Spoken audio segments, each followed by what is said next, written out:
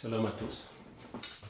Voilà, aujourd'hui nous allons partager en ce jour de sabbat les Borgia, réflexion sur César Borgia, le vrai ou le faux Christ, avec 3 points d'interrogation. Vous savez, mes bien-aimés, c'est quelque chose qui est hyper important. Ce qui est venu sur mon cœur, ce qui est sur mon cœur, c'est de faire en sorte que nous puissions comprendre les choses. C'est-à-dire, pourquoi je dis que nous puissions comprendre les choses, il faut savoir à qui nous adressons nos prières, qui est-ce que nous adorons, est-ce que nous sommes dans le vrai ou sommes-nous dans le faux? Ce sont des questions que nous pouvons nous poser.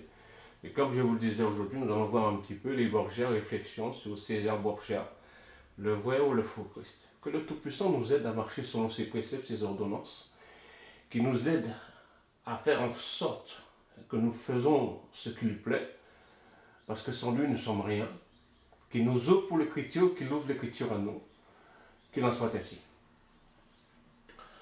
Ce thème-là est en rapport un petit peu avec la deuxième partie sur les canons bibliques. Parce que vous allez comprendre un petit peu pourquoi je le fais cela. Parce que je l'avais déjà enregistré, mais j'ai ajouté d'autres documents et je me suis dit je vais le réenregistrer parce que je trouvais que ce n'était pas à mon goût la façon que j'ai fait cette partie-là, quand je l'avais enregistré. Quand je prends Maccabée chapitre 3 verset 48, nous est dit ils étendirent le livre de la loi, que les nations, écoutez bien qu'est-ce qu'il dit, que les nations recherchaient pour y peindre leur image, pour y peindre les images de leurs idoles. Donc, c'est-à-dire leur image, leur propre image à eux, leur façon de faire les choses. Pourquoi cherchaient-ils le livre de la loi pour y peindre leurs idoles? Pourquoi cela? C'est pourquoi le Créateur dit dans Jérémie chapitre 2 verset 11, regardez bien qu'il dit, y a-t-il une nation qui change chez Dieu? Y a-t-il une nation qui change chez Dieu? Quoi qu'ils ne sont pas, qu'ils ne soient pas des dieux. Et mon peuple a changé sa gloire contre ce qui n'est d'aucun secours. Allons-nous vers les idoles ou allons-nous vers le Créateur? Serons-nous attirés vers les idoles ou serons-nous attirés vers le Créateur? N'oubliez pas qu'il a dit, nul ne peut venir à moi à moins que le Père ne l'attire. Donc nous allons voir aujourd'hui qui est Simon Borgia. Qui est cet homme? Vous savez, ce que j'ai fait, j'ai fait quelques petites recherches en lisant quelques revues, et aussi sur internet, tout ça, aussi selon les livres que j'ai déjà achetés. Je me suis basé pour faire cette partie avec vous, pour partager cette partie avec vous, de Sagesse chapitre 14, versets 12 à 20. Et voilà. D'accord? Sagesse chapitre 14, et aussi, vous avez aussi Sagesse chapitre 15. Et j'ai pris quelques livres, vous savez, le Nouveau Théo, l'Encyclopédie catholique pour tous, et j'ai pris aussi ces livres-là, qui sont en anglais, que moi je conseille, je dis bien je conseille, ça regarde que moi. Vous pouvez les acheter, vous pouvez les trouver sur Amazon et sur d'autres sites, d'accord? Vous avez ces deux-là, de Dante et Fortson, et vous avez d'autres encore. Donc, nous allons voir un peu les comparaisons à partir de là. Comme je le dis, je reprends un petit peu. Maccabée chapitre 3, verset 48. Ils étendirent le livre de la loi que les nations recherchaient pour y peindre les images de leurs idoles. Les images de leurs idoles. Et nous savons très bien qu'est-ce que pense le Créateur au sujet des idoles. C'est quelque chose qui n'est pas bien. Donc, revenons ici. La pensée de faire des idoles est le principe de la prostitution.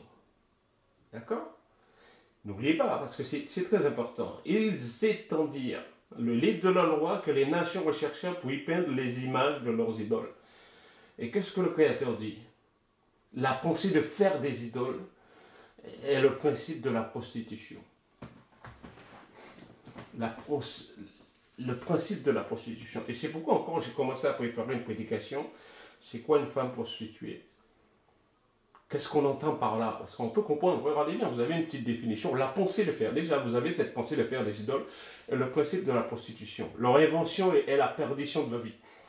Car au commencement, l'idolâtrie n'était point, et elle ne sera pas toujours. Elle est venue dans le monde par la vanité des hommes, Et c'est pourquoi on a senti que la fin en serait prochaine.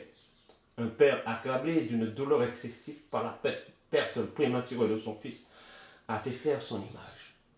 Pourquoi nous avons aujourd'hui beaucoup d'images du soi-disant Christ, du soi-disant le Sauveur, alors que nous avons quelques descriptions dans le livre du Créateur, dans Daniel, dans l'Apocalypse, tout ça, nous allons voir cela ensemble tout à l'heure.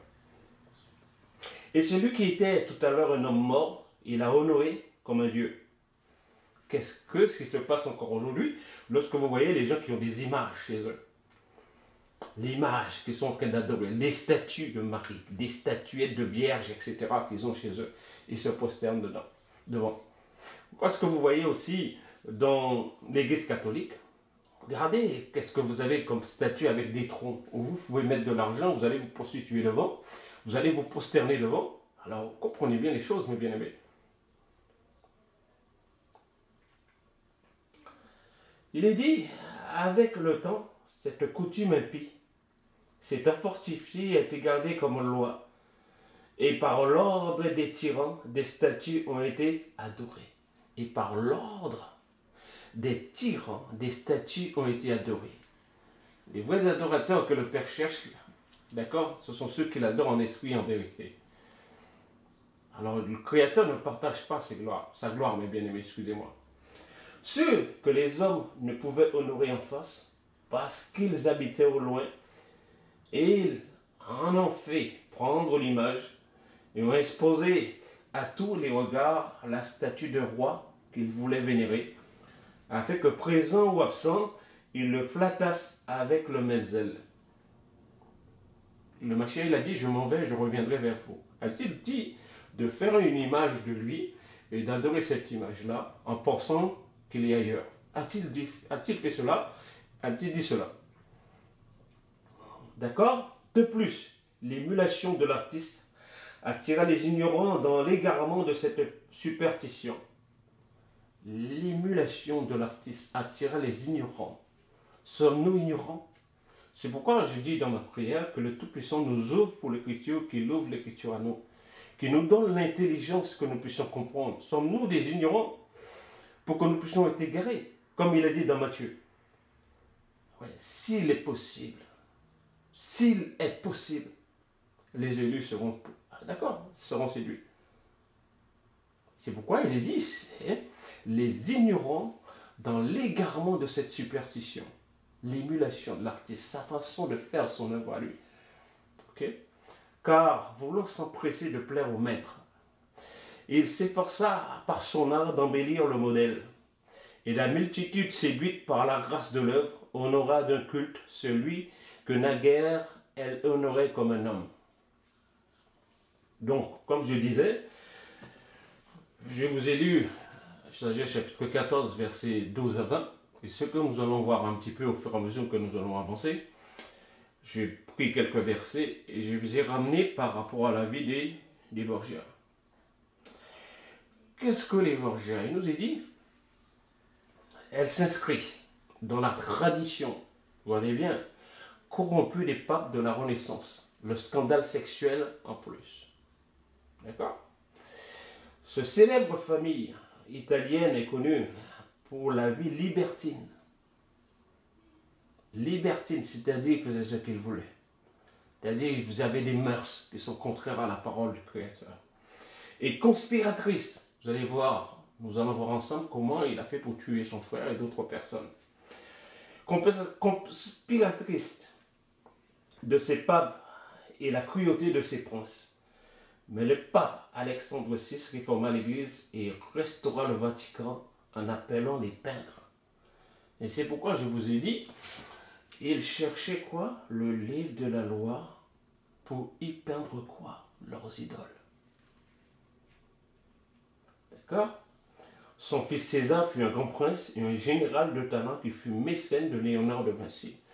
On en parlait un petit peu de Michel-Ange aussi et de Léonard de Vinci. En 1475, le pouvoir du pape est considérable. Il décide tout ce qui concerne la chrétienté et s'entendent très bien sur tous les sujets des finances, de guerre, de politique et de diplomatie.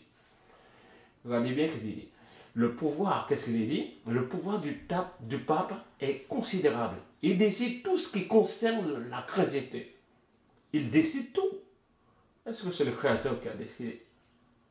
Et c'est pourquoi je vous dis, les gens se disent chrétiens, mais ils ne savent pas à qui ils obéissent. Ils ne savent pas à qui ils adressent leurs prières. Il décide de tout, tout ce qui concerne. Il a restauré, écoutez bien, il a restauré le Vatican en appelant les peintres. Restaurer. Mais qu'est-ce que les peintres vont pouvoir faire? Ok? Un jour, il se présente lui-même, il a 53 ans, et c'est le bon moment où Rodrigue devient pape sous le nom d'Alexandre VI en 1492. Et vous savez aussi qu'est-ce qui s'est passé en 1492? La découverte des Amériques, soi-disant par Christophe Colomb. D'accord? Mais j'ai une question que nous pouvons nous poser. N'y a-t-il pas eu quelqu'un qui a découvert la partie des Amériques, entre guillemets, avant Christophe Colomb? N'y a-t-il pas quelqu'un d'autre qui l'a fait ou pas? D'accord? Ce sont des questions que nous pouvons nous poser. Donc, au sein de cette famille, il y avait la corruption, le libertinage, le scandale sexuel, et tant d'autres choses dont lui-même, il a fait venir des peintres pour restaurer le Vatican. Et il décidait de tout ce qui concerne la chrétienté entre guillemets. Ok, continuons. Alexandre VI, c'est-à-dire le père de Simon César Borgia, excusez-moi. C'est pourquoi je vous dis, on doit faire très très attention. C'est Rodrigue qui s'appelle, hein, vous savez. Rodrigue Borgia, c'était le pape qui avait ce nom d'Alexandre VI en 1492. Donc, Alexandre VI travaille-t-il à l'organisation d'un État pontifical autonome et doté d'une armée? La principauté ecclésiastique comprend une maisonnée composée de prélats et de cardinaux, de serviteurs et de nombreuses femmes.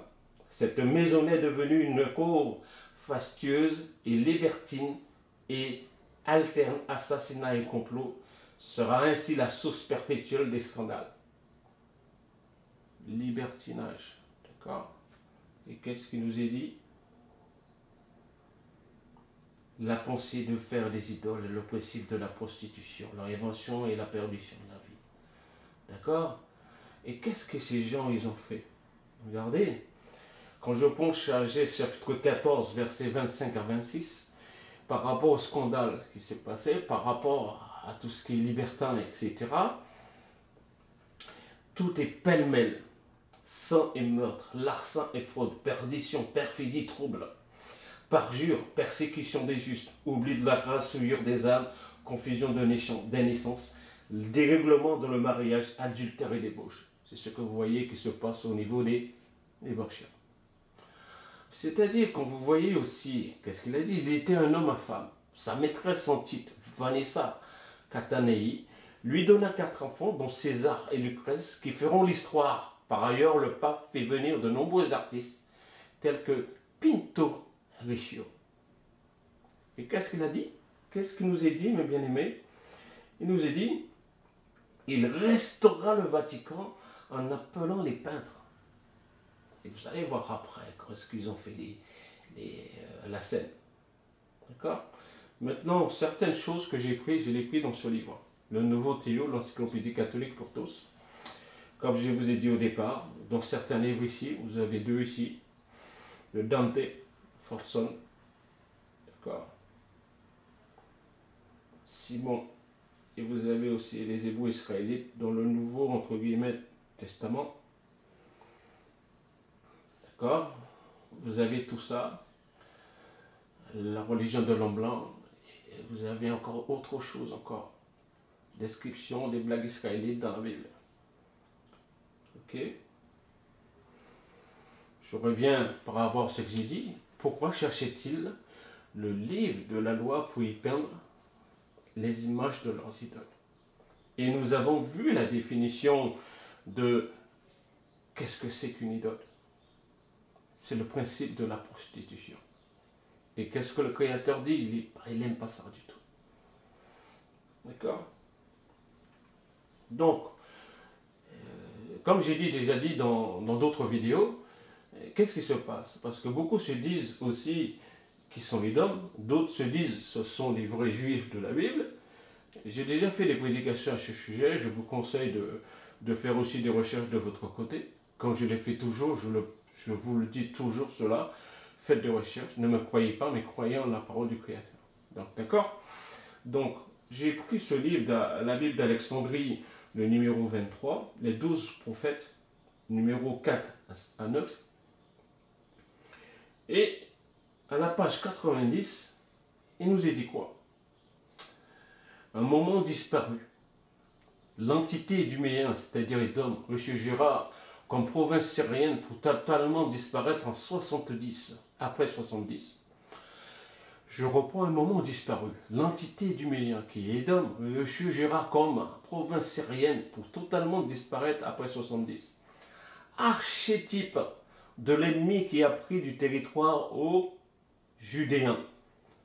Ne l'a pas rendu et doit être châtié. Édom réapparaîtra dans la tradition des faux juifs, dans la tradition rabbinique, dans un emploi cryptique pour désigner Rome, l'oppresseur injuste.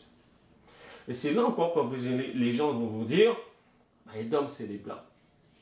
Édom c'est les blancs.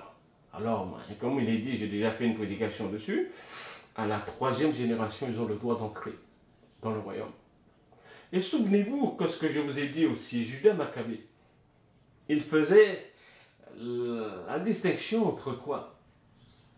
Il faisait la distinction entre les Romains et les Édomites. J'en ai déjà parlé dans l'une de mes vidéos au sujet d'Édom. Alors, je veux comprendre aujourd'hui pourquoi certaines personnes ils ont tendance encore à insister pour faire comprendre qu'Édom est blanc. Si les rabbins font passer les Romains pour des Édomites, et comme ça leur fait passer pour les Israélites. C'est pourquoi il faut faire très très attention, parce qu'il est bien dit dans la tradition rabbinique, on emploie cryptique pour désigner Rome, l'oppresseur injuste. Regardez bien, ils se disent comme cela, et après ils se joignent, ils se réunissent entre eux pour dire, bon voilà, on les a bien eus. Donc, vous allez trouver ça dans la Bible d'Alexandrie, le numéro 23, les 12 prophètes, numéro 4 à 9. Page 90. Sagesse, chapitre 14, versets 24, 27, 24 à 27 et 30.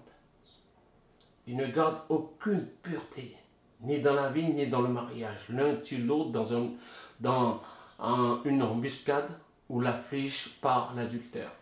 Tout est pêle-mêle, sang et meurtre, larcin et fraude, perdition, perfidie, trouble, parjure, persécution des justes. Oubli de la grâce souillure des âmes, confusion des naissances, dérèglement dans le mariage, adultère et débauche. Nous avons vu cela un petit peu avant. C'est pourquoi je vous ai dit, j'ai pris Sagesse 14, 12 à 20, d'accord, ici, et j'ai ajouté quelques versets après.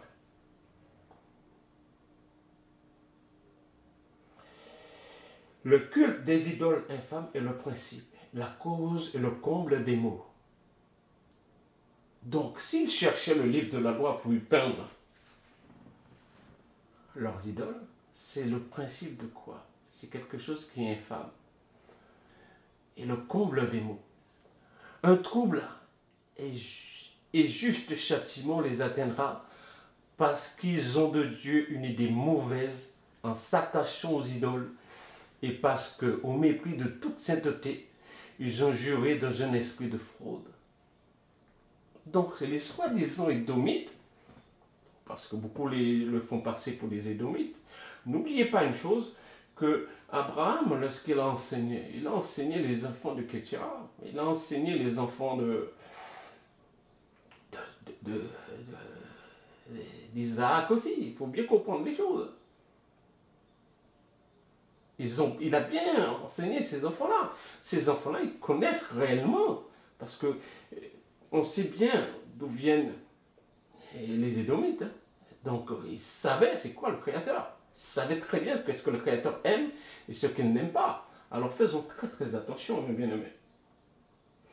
Sagesse chapitre 15, versets 14 à 15. Mais tous les ennemis de ton peuple, ceux qui ont dominé sur lui, sont plus malheureux et plus insensés que l'enfant qui vient de naître. Vous dominez sur le peuple, mais vous êtes des insensés. Encore plus qu'un enfant qui vient de naître.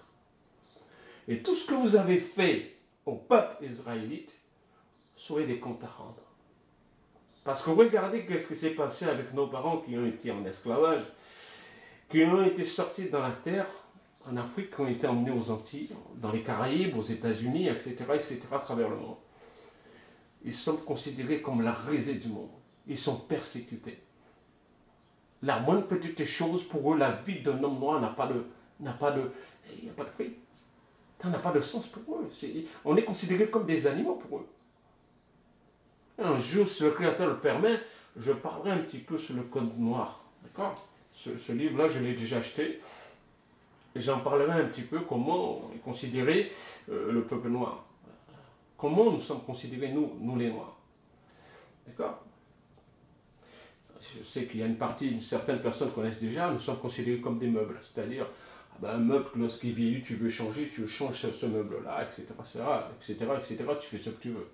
En effet, ils ont réputé Dieu tous les idoles des gentils, qui ne font point d'usage de leurs yeux pour y voir, premier sens, ni de leurs narines pour respirer, deuxième sens, pour respirer de l'air, ni de leurs oreilles pour entendre, troisième sens, ni des doigts de leurs mains pour toucher, quatrième sens, ni de leurs pieds inertes pour se mouvoir, qui est cinquième sens. Vous avez les cinq sens. Donc, les idoles ne peuvent pas voir, ne peuvent pas marcher, ne peuvent pas sentir, ne peuvent pas toucher, etc., etc. Ils sont muets. Mais le Créateur entend toutes choses. D'accord ? Ils cherchaient le livre de la loi pour y peindre l'image de leurs idoles. Bon, nous allons rentrer un petit peu dans le vif du sujet. J'ai fait quelques petites comparaisons avec sagesse. Regardez qu'est-ce qu'il nous est dit. Je vais continuer aussi tout à l'heure. Famille de démons, que c'est Borgia, c'est ce qu'il y a Victor Hugo dans Lucrèce. Borgia en 1833. Sang, inceste et népotisme, tel fut le parfum laissé dans l'histoire de cette dynastie des papes venus d'Espagne depuis la Renaissance. Ce nom fait frémir. D'accord ? Les Borgia ont ajouté au scandale d'argent les affaires des mœurs. C'est pourquoi il est dit tout est pêle-mêle, tout est adultère, etc., dans le livre de Sagesse au chapitre 14. Il est dit, suivant la tradition de la plupart des papes de ces temps-là, ils avaient une façon de faire les choses. D'accord ? La papauté n'étant pas une fonction héréditaire, la famille de chaque nouveau pontife avait quelques années pour faire fortune. Pour l'éternité, Lucrèce Borgia restera cette Messaline incestueuse qui combinait les pires forfaits sous la couche de son père et de son frère. D'accord ? Et qu'est-ce qu'il nous est dit ici ? Il ne garde plus aucune pureté ni dans la vie ni dans le mariage. L'un tue l'autre dans une embuscade ou l'afflige Dieu par l'adultère. D'accord ? Tout est pêle-mêle, sang et meurtre, larcin et fraude, perfidie, perdition, perfidie, trouble, parjure, persécution des justes, souillure des âmes, confusion des naissances, dérèglement de le mariage, adultère et débauche. Et c'est ce que vous avez ici. Pour l'éternité, Lucrèce Borgia, qui est la fille de ce pape, d'accord, restera cette Messaline incestueuse qui combina les pires forfaits sous la couche de son père et de son frère. La réalité est moins épicée. Certes, la jeune fille d'une beauté légendaire a connu une vie agitée, mais elle fut surtout un instrument des stratégies politico-patrimoniales de son père et de son frère. Donc, tout était bien ficelé pour arriver à leur fin. Car si la famille compte un véritable psychopathe, c'est bien César. Regardez sa photo un petit peu à gauche de l'écran. Continuons. C'est pourquoi il est dit, dans Sagesse chapitre 14, verset 25, tout est pêle-mêle, sang et meurtre, larcin et fraude, perdition, perfidie, trouble, parjure, persécution des justes. Elle va servir d'appât. Elle n'a que 13 ans quand on la marie d'abord à un Sforza de la famille des tyrans de Milan. D'accord? Ce mariage s'achève brutalement car, changeant de politique, Alexandre VI veut se rapprocher des rois de Naples et Lucrèce doit épouser l'héritier de la couronne napolitaine, Alphonse d'Aragon. Bien-aimés, regardez bien comment les gens n'ont pas la crainte de Dieu. Mais soi-disant que les Romains, je dis bien, et ce sont les Édomites. C'est pourquoi encore aujourd'hui, il faut faire très attention. Soi-disant, je dis bien soi-disant. L'opération est rondement menée. C'est-à-dire les gens, ils ont vraiment des stratégies spécifiques pour arriver à leur fin. Cet homme-là, il n'en avait rien à faire de sa fille. Sa vie, non, c'était son truc à lui qui était important, la vie de sa fille. Peu importe ce qu'il devait faire, mais lui, il devait arriver à ses fins. Parce que la seule chose qu'il avait dans sa tête, c'est s'enrichir. Et c'est pourquoi encore vous voyez encore qu'est-ce qui se passe au sein du protestantisme, au sein de certaines églises, les gens vont s'enrichir sur le dos des autres. Il est dit, Giovanni Sforza est obligé sous la menace d'affirmer que son union avec Lucrèce n'a pas été consommée. Il était obligé parce qu'il a été menacé. Larcin et fraude, hein, d'accord? C'est ce qui se passe tel que dit le livre de la Sagesse. Continuons. Oubli de la grâce, Sagesse chapitre 14, verset 26, souillure des âmes, confusion des naissances, développement dans le mariage, adultère et débauche. D'accord? Le 22 décembre 1497, le pape déclare que sa fille est encore vierge, alors même qu'elle est enceinte, non de son mari d'ailleurs, mais d'un amant, d'un certain Pedro Calderón, qui sera vite assassiné par César Borgia. Ben, l'un tue l'autre en embuscade. D'accord? L'enfant qui naît en 1498 est d'abord déclaré fils de César, puis fils du pape lui-même. De là vient la rumeur entretenue par l'ancien mari dépité Giovanni Sforza, selon laquelle Lucrèce entretenait des rapports incestueux avec son père, qui est le pape, et de son frère César. Confusion de naissance, dérèglement de le mariage, adultère et débauche, souillure des âmes. Okay. Et la photo de qui vous êtes en train d'adorer, la photo que vous avez chez vous, là, les soi-disant catholiques. D'accord? C'est alors que César aura l'idée d'engager Léonard de Vinci. Ce dernier fournira pendant 6 mois des machines de guerre redoutables. On peut comprendre que dans ce climat de guerre et de détournement de la vocation première des papes, les fidèles craignent la colère divine. Les papes ne faisaient pas ce qui est écrit dans le soi-disant parole. D'accord? Ce qu'ils avaient décrété comme quoi c'est le canon biblique, etc. Et nous devons faire très très attention. Pourquoi? Parce que je me rappelle, le mafia disait, ne faites pas comme eux. Faites ce qui est écrit dans la parole. C'est pourquoi je vous dis, faire des recherches. Ne me croyez pas moi, mais faites des recherches de votre côté. D'accord?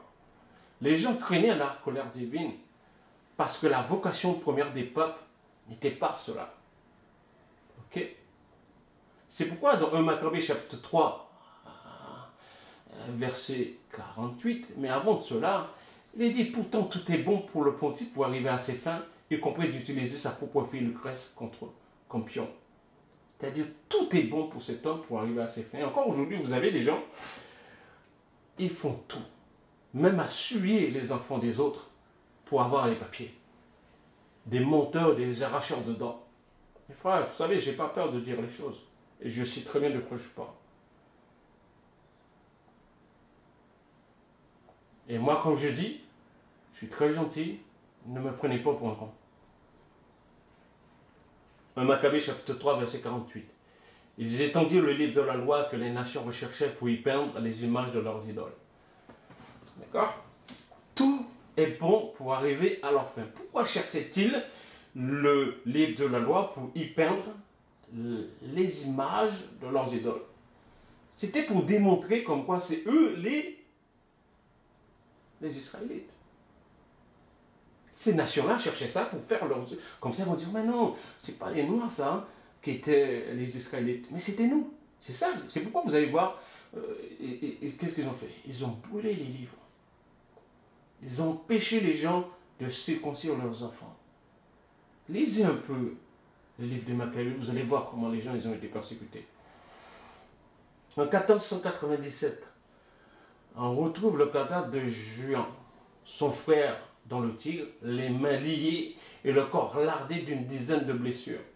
Une enquête rapidement menée et aussi vite étouffée fait porter la culpabilité du meurtre sur César Borgia, un fait jamais prouvé, mais qui correspond bien au personnage torturé qui inspira le prince de Machiavel.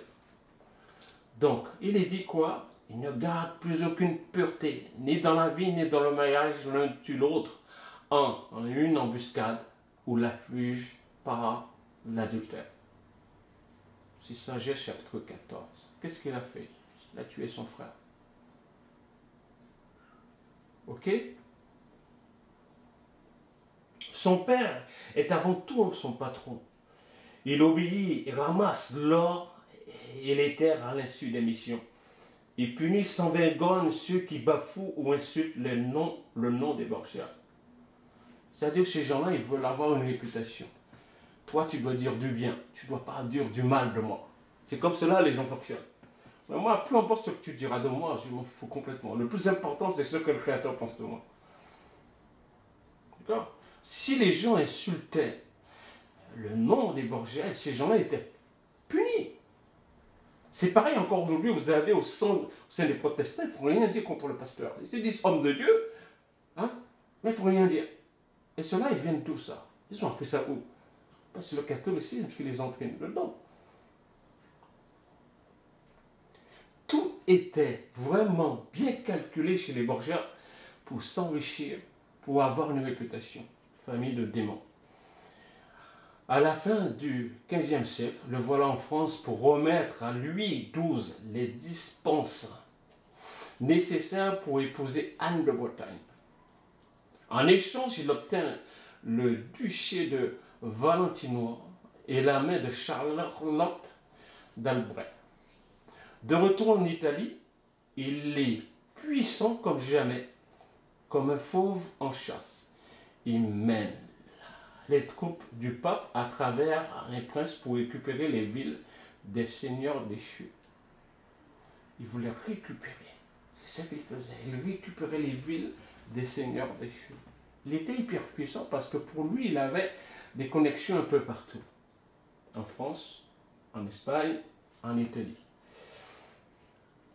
César Borgia nourrit les mêmes rêves, poussé par son père au gré des alliances souvent éphémères. En quelques années, il est à la tête d'une véritable petit empire en Romagne, consacré duc de Romagne en 1501.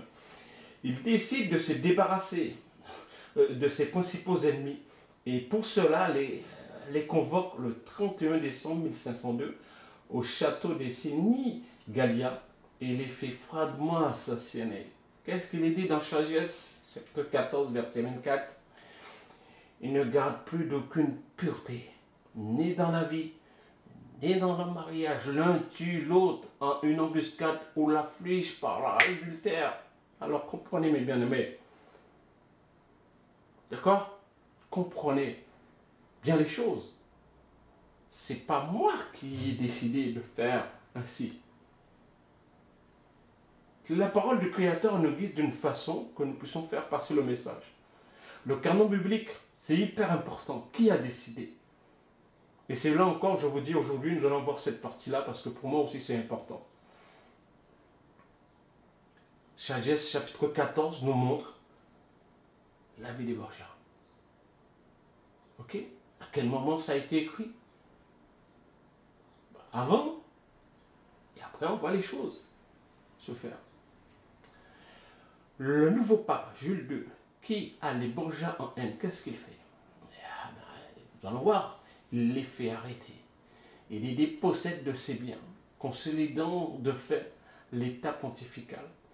À peine sorti de prison, César est de nouveau arrêté par Gonzalve de Cardoué, qu'il envoie au roi d'Espagne, un autre de ses ennemis. Il réussit à s'échapper et se réfugie auprès du roi de Navarre dont il a épousé la sœur. Il part en expédition à ses côtés contre le roi d'Espagne, mais tombe dans une embuscade. Il meurt le 12 mai 1507 à Viana, Navarre, transpercé de coups par ses ennemis et abandonné aux bêtes. C'est la fin des rêves de gloire des Borgia. La fin de gloire des Borgia. Alors vous avez vu leur fin, comment ça se passe. Et aujourd'hui, ce que vous voyez encore, qu'est-ce que les gens font? Vous avez à gauche et à droite, d'accord, deux images. Est-ce que c'est le Christ, comme il est écrit, comme il est décrit, excusez-moi, dans la parole du Créateur, dans la parole du Créateur, comme c'est écrit dans la parole du Créateur, mais aussi décrit aussi. Convoqué par l'impératrice Irène, le deuxième concile de Nicée en 787, condamne l'iconoclasme, autorise et conseille les représentations de Dieu, de la Vierge et des saints. C'est-à-dire qu'il autorise et conseille. Ils prirent le livre de la loi, ils cherchaient le livre de la loi pour y peindre leur image de leurs idoles. D'accord? Les images de leurs idoles. C'est quoi l'iconoclasme? Dans l'Empire byzantin, doctrine du 8e, 9e siècle, qui a tenté de supprimer les icônes et d'interdire leur culte. C'est pour ça condamner l'iconoclasme. C'est parce qu'au niveau des icônes russes, vous allez voir, je l'ai déjà fait cette prédication, il me semble, ou bien je l'ai fait, mais peut-être que je ne l'ai pas encore enseigné, je ne l'ai pas encore enregistré. Donc vous allez voir réellement, mes bien-aimés, la couleur du Christ. D'accord? Nous allons voir cela aussi tout à l'heure. D'accord? Parce que c'est décrit dans la parole du Créateur. Il nous est dit, Apocalypse chapitre 1, verset 14. Sa tête et ses cheveux étaient blancs, comme de la laine blanche, comme de la neige. Ses yeux étaient comme une flamme de feu. Regardez Simon Borgia, les deux photos. Est-ce que c'est la même chose que vous avez dans Apocalypse chapitre 1, verset 14? Comme de la laine blanche. La laine blanche, c'est comment? Vous avez vu un mouton commencer? Vous avez déjà vu un bélier commencer? Vous avez les... Regardez-moi un peu cet homme, ces deux photos. Il a les cheveux lisses. A-t-il les yeux comme une flamme de feu? Réfléchissez un peu. Je vous ai pris Apocalypse. Maintenant, je vous prends aussi Daniel chapitre 7, verset 9. Je regardais pendant qu'on plaçait des trônes, et l'ancien des jours s'assit. Son vêtement était blanc comme la neige, et le cheveu de sa tête était comme de la laine pure. Je vous ai pris Apocalypse. Maintenant, regardez un peu par rapport à l'ancien des jours. Parce que le marquis a dit, celui qui m'a vu a vu le Père. D'accord? Je ne vais pas entrer dans les détails.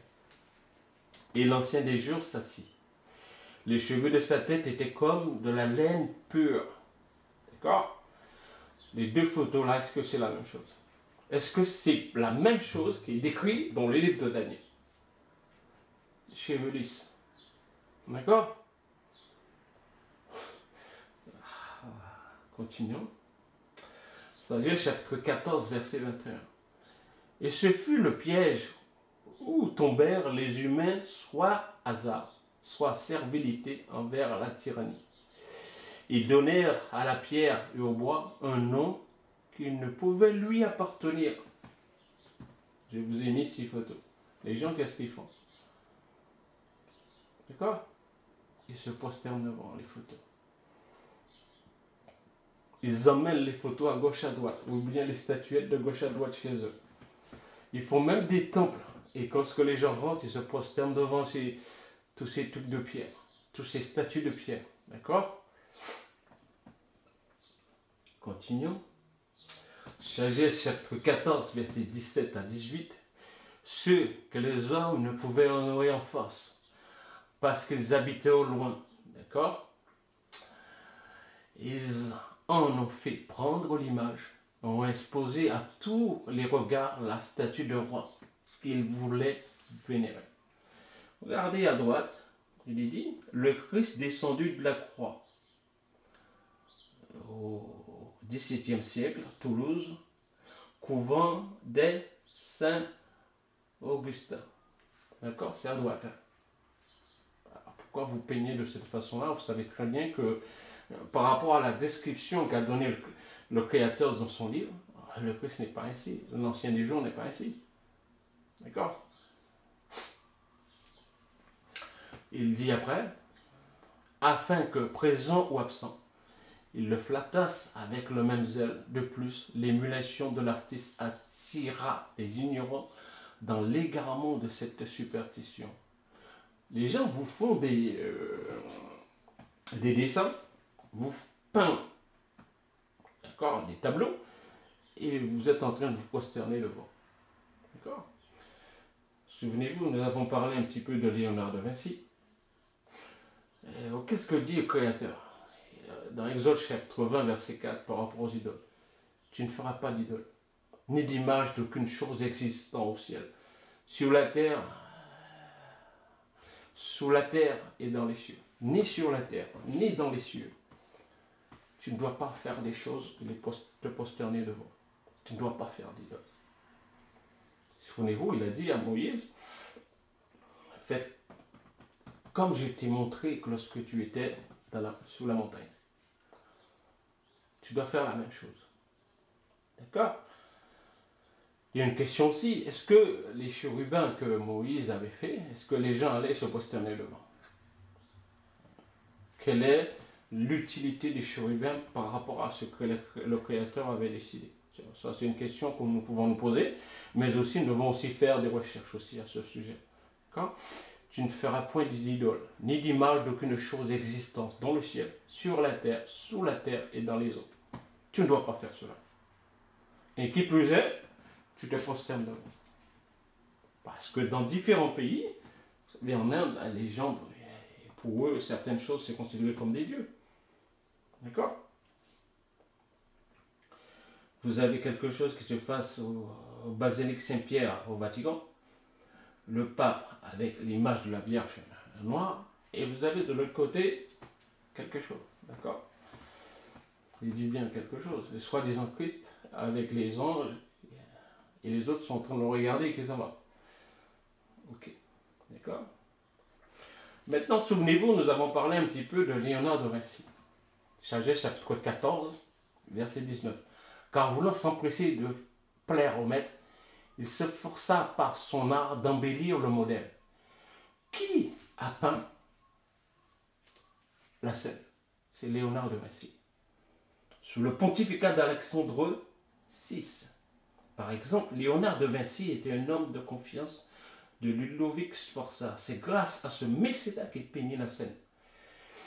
Vous avez le livre de Dante à droite de l'écran. Et vous regardez l'image à gauche. Quelle est la différence? Il cherchait le livre de la loi pour y peindre quoi? Vous comprenez bien pourquoi j'ai pris un Maccabée chapitre 3, chapitre 1, verset 48. D'accord? Pourquoi il fallait faire venir des peintres pour y peindre certaines choses. Et encore aujourd'hui, comme je vous dis, faisons très très attention. Très très attention. Et c'est pourquoi les gens vont vous dire aussi, ah, la Bible elle est fausse. Ça a été écrit par les hommes. Ben, si ça a été écrit par les hommes, pourquoi certaines choses qui sont écrites dedans se réalisent après? Vous devriez comprendre. Et vous savez, comme je disais à un frère, les gens peuvent essayer de falsifier la parole du Créateur, mais il donnera la révélation à ses enfants. Il le donnera. Maintenant, c'est Michel-Ange, la création d'Adam, fresque de 1508-1512 au Vatican, chapelle Sixtine, le Nouveau Théo, page 690. D'accord? Ok. Adam égale la terre rouge. Et regardez bien par rapport à ce qui a été peint. D'accord? Est-ce que c'est réellement ce que le Créateur a fait? Mais si vous voulez faire quelque chose, restez dans la pensée de celui qui a dit les choses. Je dis bien, si vous voulez faire quelque chose. Dans Daniel chapitre 10, verset 6, son corps était comme une de chrysolite. Son visage brillait comme l'éclair. Ses yeux étaient comme des flammes de feu. Ses bras et ses pieds ressemblaient à de l'air impur. Et le son de sa voix était comme le bruit d'une multitude. D'accord? J'ai pris Daniel par rapport à la description qu'on nous donne. Et maintenant, j'ai été aussi dans Genèse chapitre 2, verset 7. Le Tout-Puissant Dieu forma l'homme de la poussière de la terre. Adam a été créé comment? D'accord? Dans Daniel, ça peut nous ramener aussi au Machia par rapport à ici. D'accord? Le Machia avec ses disciples. D'accord? Ok? Parce que j'aurais dû le faire, j'aurais dû le mettre dans l'autre diapo. Je pense que vous allez comprendre aussi. Bon, il est dit, il a créé l'homme à la poussière de la terre. Et vous savez tous, tout le monde sait que l'homme vient de l'Afrique. La terre chaude. D'accord? Alors, je veux comprendre. Je vous pousse à faire des recherches de votre côté. Pourquoi cherchèrent-ils le livre de la loi pour y peindre leurs idoles? Les images de leurs idoles. Maintenant, vous avez le Christ, entre guillemets, dans l'image à droite. Vous savez, lorsque il est né, tout ça, d'accord? Ok? Maintenant, dans les tables. Et maintenant, lorsque ils l'ont amené lorsqu'il était dans le temple, de quelle couleur était-il? Qu'est-ce qui est vrai et qu'est-ce qui est faux? D'accord? Qu'est-ce qui est vrai, je répète, et qu'est-ce qui est faux? Parce que là, nous devrions comprendre ces choses-là. Ok? Regardez les deux images. Il est noir d'un côté, et après on nous montre qu'il est blanc. Ok? Normalement, le Christ, la personne qu'il est décrit avec ses cheveux, sa mère devrait avoir les mêmes styles de cheveux que lui. D'accord? La pêche miraculeuse. J'ai pris pour faire cette comparaison entre l'image de droite et l'image de gauche. De couleurs différentes. Qu'est-ce qui est faux? Qu'est-ce qui est vrai? C'est à vous de voir, mes bien-aimés. Je tenais à faire cela. Ça fait un bon moment que c'est écrit. J'ai modifié un peu. Je l'avais déjà enregistré. J'ai dit, tiens, je vais ajouter d'autres choses un petit peu dedans. Et je me suis dit, tiens, il faut le faire. Il faut le partager. Comme on se joue le sabbat, je me suis dit, tiens, je vais le partager avec vous. Et après, on va le mettre sur YouTube. Continuons encore, quelques petites comparaisons. Au musée du Louvre en 1650 à Paris, à la photo à gauche, et vous avez aussi au Caire, en Égypte, et le Christ avec ses disciples. Ok, continuons. Maintenant, qu'est-ce qui se passe au niveau des tombeaux? Peut-être que je reviendrai dessus. De ce que les gens trouvent dans les tombeaux des pharaons, ils ont tendance à blanchir ces choses-là. Tombeau du roi Tu. Une restauration majeure, une question. Qui ont restauré les tombeaux des Égyptiens? Et ils ont cherché le livre de la loi pour y peindre les images de leurs idoles. D'accord? Alors, ils se sont dit, bon, on a essayé comme cela, on n'a pas rêvé un peu. Il y a un petit réveil, il y a un réveil qui est en train de se faire. Donc, il faut qu'on aille au maximum dans la falsification. D'accord? N'oubliez pas, je vous ai parlé du mensonge. J'ai une deuxième partie, si le Créateur le permet. Je vais l'enregistrer peut-être la semaine prochaine, dans une autre semaine, je ne sais pas encore. En tout cas, je vous dis, les gens considèrent tout ce qui est faux comme vrai. Et tout ce qui est vrai est considéré comme faux. Aujourd'hui, c'est ce qui se passe. C'est comme cela, ça fonctionne avec les gens. Transfiguration du Mashiach, fin du 14e siècle et début du 15e siècle. D'accord? Regardez bien, hein, il est comment au moment de la transfiguration. C'est pourquoi ils ont interdit l'iconoclasme. Interdiction. Et par contre, il fallait faire des images, des saints, représentation de Dieu, etc., etc. Mais leur Dieu à eux, et non le Créateur. C'est là encore que vous devriez comprendre ces choses-là. Bon, regardez un peu qu'est-ce qu'il nous est dit par rapport aux nations. Jubilé chapitre 22, verset 18, n'oubliez pas, Abraham, il a enseigné ses enfants. Il a les enfants d'Isaac, des Kéturah, les enfants qu'il a eus, d'accord? Il les a enseignés. Maintenant, il parle à Jacob. Et toi, Jacob, mon fils, souviens-toi, d'accord? D'accord? N'oublie pas, il a enseigné, et là, vous avez les enfants d'Isaac, etc., etc., etc. Et là, vous avez dans le livre de Jubilé, excusez-moi, c'est Isaac qui parle. Il dit, et toi, Jacob, mon fils, souviens-toi des paroles et observe les commandements d'Abraham, ton père. Si par toi des nations, ne mange pas avec eux, et n'agis pas selon leurs travaux, et ne deviens pas leurs associés, car leurs actions sont impures, et toutes leurs voies sont une pollution, et une abomination et impureté. Nous avons vu par rapport aux Borgia, qu'est-ce qu'ils faisaient? Ils offrent leur sacrifice à la mort, et ils vénèrent des esprits malveillants, et ils mangent sur les tombes de tous leurs travaux. Et tous leurs travaux, excusez-moi, sont vanité et néant. Ils n'ont pas de cœur pour comprendre, et leurs yeux ne voient pas ce que sont leurs travaux, et comment ils errent en disant à un morceau de bois, tu es mon Christ, tu es mon Dieu, à une pierre, tu es mon Seigneur, et tu es mon Sauveur. Comment peut-il dire à une pierre, tu es un Dieu, à un bois, ceci, cela? C'est une question d'idolâtrie. Il dit, prends garde de prendre une femme d'une semence des fils de Canaan, car toute sa semence sera déracinée de la terre, car Canaan fit erreur à cause de la transgression de Ham. J'ai déjà écrit une prédication par rapport à cela, la transgression de Cham, sous forme de réflexion, et je le partagerai avec vous quand le Créateur me le permettra. D'accord? Et c'est là encore les gens disent, les Noirs ont été maudits. Ils cherchent par tous les moyens pour nous empêcher d'arriver à la vérité. N'oubliez pas, je vous ai dit, le Créateur fera en sorte que ses enfants y croient. Ils y arrivent. Et je le crois de tout mon cœur. Il va y arriver. Il va arriver à faire en sorte que le réveil se fasse comme lui il a décidé et non comme les hommes ont décidé. Ainsi pour tous les adorateurs d'idoles et le profane. Il dit, et toute sa semence sera détruite au-dessus de la terre, et tout le reste avec, et aucune progéniture ne sera sauvée pour lui. Au jour du jugement, et ainsi pour tous les adorateurs d'idoles. Hein? C'est-à-dire, il n'y aura plus espoir. D'accord?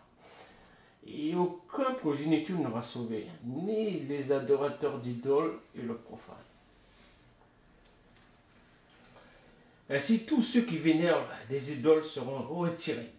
Jacob, mon fils, ne crains pas et ne sois pas effrayé, ô fils d'Abraham, que le plus haut Créateur te préserve de la destruction et qu'il te délivre de tous les chemins d'égarement. Nous avons vu ensemble qu'est-ce que fait l'idolâtrie. Il nous égare. D'accord? Le psaume de Salomon, au chapitre 2, verset 13, de même, les filles de Jérusalem étaient profanes. Et vous allez bien. Ainsi pour tous les adorateurs des idoles et les profanes. Qu'est-ce qu'il est dit pour eux, mes bien-aimés? Leur progéniture ne sera pas sauvée. Pour lui, au jour du jugement. Les filles de Jérusalem étaient profanes selon ton jugement, parce qu'elles s'étaient suivies par des unions illicites. Et encore aujourd'hui, les gens vont vous dire, ah maintenant on a le droit de se mélanger. Salomon même, lorsqu'il écrit, il sait très bien ce qu'il a fait. Qui c'est qui a entraîné Salomon à adorer, à faire des choses qui est contraires à ce que le Créateur attendait de lui. Ben, ce sont les femmes qu'il avait. D'accord? Continuons. Tobie, chapitre 4, versets 12 à 19. Mon fils, garde-toi de toute union illégale, car les nations païennes ne pensent rien de bon. Je suis sorti d'en haut, j'ai été en bas.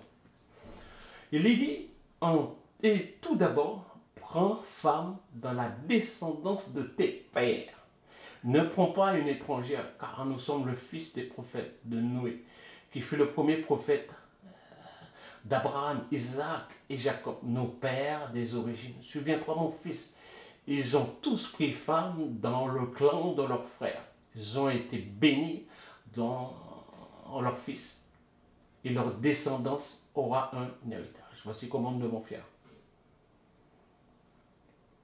Ta récompense ne tardera pas si tu sers le Créateur en vérité. Est-ce que nous le vénérons en vérité? Est-ce que nous faisons ce qui lui plaît en vérité? Sois vigilant, mon fils. Fais preuve de sagesse dans toutes tes actions et toutes tes paroles, par ta bouche, parce que tu sors de ta bouche, tu seras condamné, parce qu'il sort de ta bouche, tu seras justifié. En toute occasion, bénis le Créateur, demande-lui de rendre droit tes chemins et de bien orienter tes pensées, car les nations païennes ne pensent rien de bon.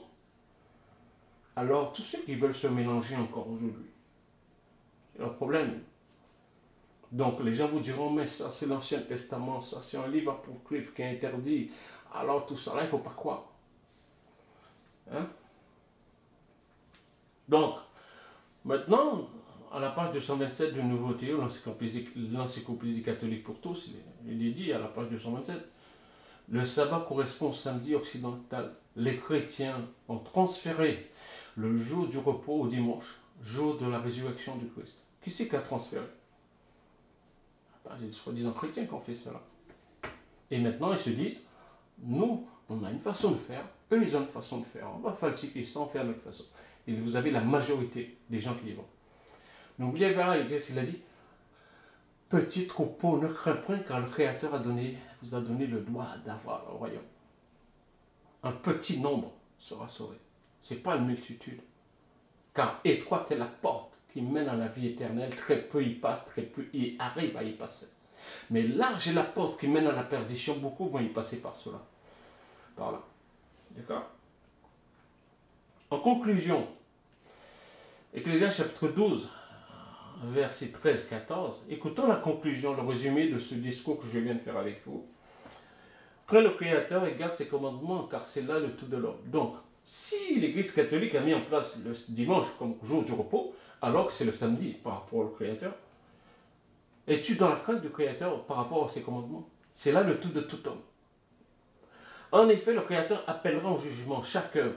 C'est-à-dire, si tu le loues le dimanche, tu dis, bon voilà, c'est le jour du sabbat, tu as un problème, tu es dans la fausseté.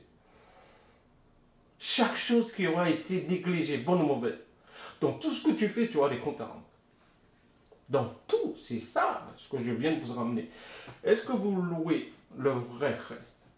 Est-ce que vous adorez le vrai Créateur? C'est ça, je vous dis, mes bien-aimés. Et je finis avec Sagesse, chapitre 15, verset 4. Pour nous, les inventions de l'art dépravé des hommes ne nous ont pas égarés. Parce que c'est pourquoi je vous disais que le Créateur fera en sorte de réveiller son peuple, ce petit troupeau qui a été mis à part par lui. Ni le travail stérile des peintres. Tu peux faire venir des peintres, comme il a fait Alexandre VI. Les papes qu'ils ont fait peindre tant de choses. Ces choses-là sont stériles pour nous, les vrais Israélites. Il est dit, pour nous, les inventions de l'art dépravé des hommes ne nous ont pas égarés. Ni le travail stérile des peintres, image d'une sculpture aux couleurs changeantes. Mettez-moi un bas dehors, vous allez voir la pluie, il va tomber dessus, il va changer de couleur. Mais le Créateur, il a dit, c'est toujours le même. Je suis le même, je ne change pas. Le Mashiach est le même hier, aujourd'hui et pour toujours.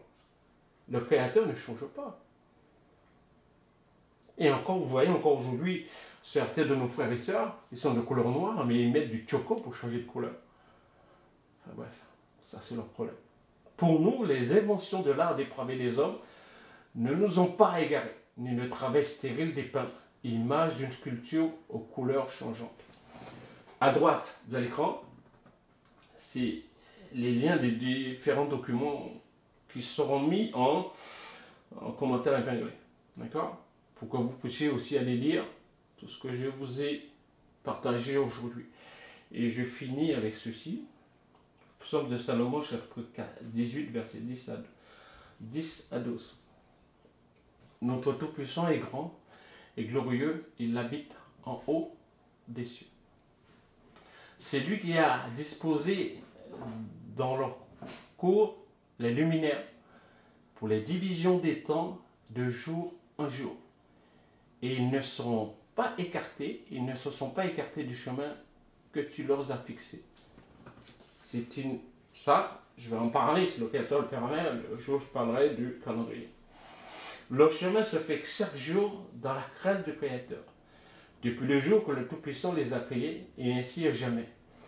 Ils n'ont pas dévié depuis le jour qu'il les a créés. Depuis l'origine du monde, ils n'ont pas quitté leur chemin. Sauf quand le Créateur leur a commandé par l'ordre de ses serviteurs. Si le Créateur le permet, j'en parlerai. D'accord?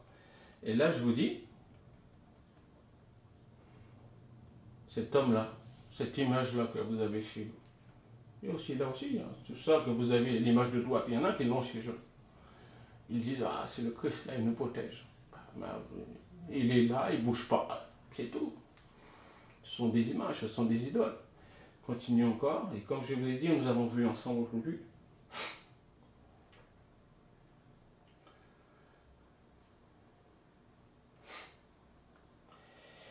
Ils étendirent le livre de la loi que les nations recherchaient pour y peindre les images de leurs idoles.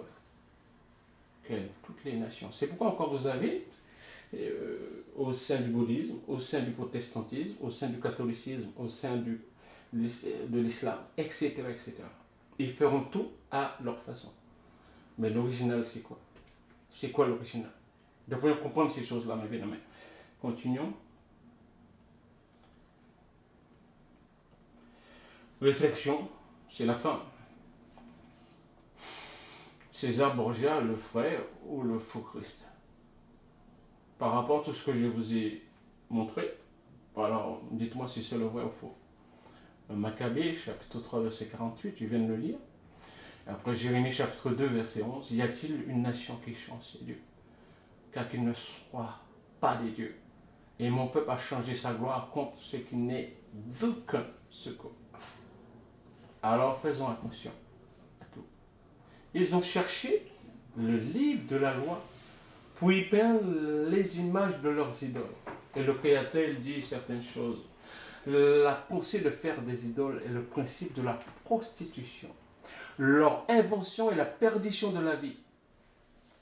Alors, ils savent très bien qu'ils sont perdus. Ils savent très bien cela.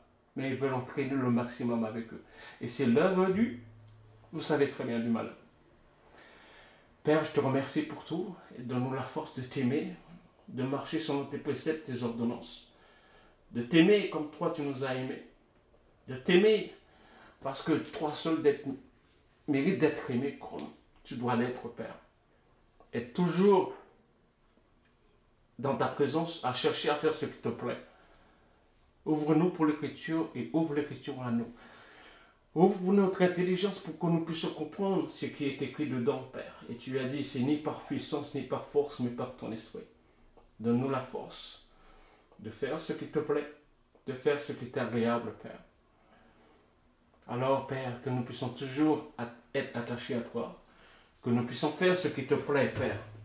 Et en ce jour du sabbat, ce jour de cette convocation, nous te disons merci pour tout. Gloire te soit rendue, Père.